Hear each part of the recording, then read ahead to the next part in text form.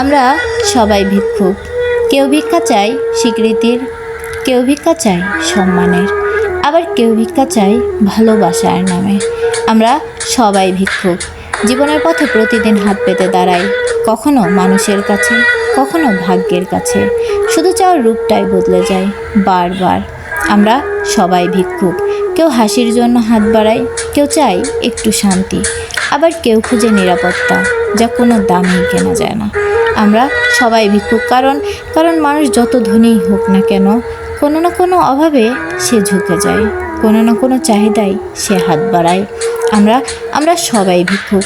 যতক্ষণ না শিখতে পারি নিজের ভেতরেই খুঁজে নিতে পূর্ণতা, ততক্ষণ আমাদের এই ভিক্ষা চলতেই থাকবে জীবনের প্রতিটি দিনে, প্রতিটি ক্ষণে।